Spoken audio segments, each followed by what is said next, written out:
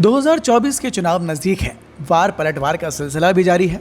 इसी कड़ी में अक्सर चुनावी मंच से हिंदू राष्ट्र की मांग उठाने वाले बीजेपी नेताओं के बयानों में भी विनम्रता और बदलाव आने लगा है। मानो 2024 के चुनाव ने सबकी अंतरात्मा को बदल कर रख दिया हो। कुछ ऐसा ही तब देखने को मिला जब भारतीय जनता पार्टी के नेता और अपने बयानबाजी को लेकर हमेशा सुर्खियों में बने रहने वाले सांसद साक्षी महाराज के सुर अब बदलते दिख रहे हैं। उनके बयान से यह संदेश जा रहा है कि हिंदुत्व का सबसे बड़ा फायर ब्रांड एम्बेसडर अब बदल गया है।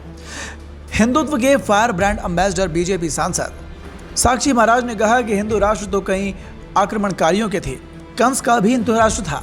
तो ऐसे में उन्होंने अब कहा है कि उन्हें हिंदू राष्ट्र नहीं चाहिए, उन्हें ऐसा राज्य चाहिए जहां जनता सुख और समृद्धि के साथ रहे। उन्हें राम राज्य चाहिए।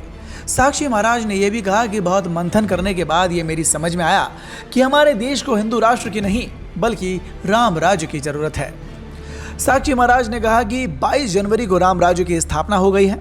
अब उसके आगे हिंदू राष्ट्र का कोई अर्थ नहीं रह जाता।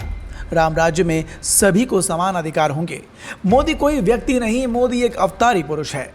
बीजेपी सांसद ने यह भी कहा, धर्म की स्थापना करने के लिए, दुष्टों का संहार करने के लिए मोदी ईश्वर के अवतार में आए हैं। जब तक मोदी जी का शरीर है तब तक हिंदुस्तान में वही होगा जो मोदी जी चाहेंगे। जानकारी के लिए बता दें कि ये बदलाव साक्षी महाराज में तब दर्ज हुआ जब यूपी के उन्नाव सीट से बीजेपी के प्रत्याशी बने। बीजेपी ने उन पर फिर से भरोसा जताया है और साक्षी महाराज पिछले 2 बार से उन्नाव सीट से बीजेपी सांसद रहे हैं। उन्नाव में उनका मुकाबला सपा प्रत्याशी अनु टंडन से है। अनु टंडन 2019 में कांग्रेस से सांसद रह चुकी हैं, लेकिन 2014 और 19 में उन्हें हार का सामना करना पड़ा। हालांकि अब वो सपा में शामिल हो गई हैं। वहीं साक्षी महाराज की बात की जाए तो साल 2014 से उन्होंने सपा के अरुण शंकर शुक्ला को 3,10,173 वोटों के अंतर से हराया, जबकि 2019 में 4,09,65 वोटों के अंतर से जीत हासिल की थी। साक्षी महाराज अपने बयानों को लेकर अक्सर सुर्खियों में रहते हैं। उनके विवादों से पुराना नाता रहा है। वो अपने बयानों को लेकर विपक्षी दलों के निशाने पर आ जाते हैं। साक्षी महाराज ने 2014 में महात्मा गांधी के हत्यारे नाथूराम गॉडसे को देशभक्त और राष्ट्रवादी बताया था। हालांकि बाद में उन्होंने अपना बयान वापस ले लिया था।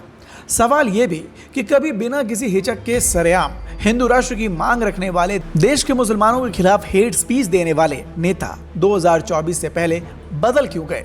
क्या इन्हें समझ आ गया है कि अगर अखंड भारत बनाना है तो देश के मुसलमान भाइयों को भी साथ लेकर चलना होगा?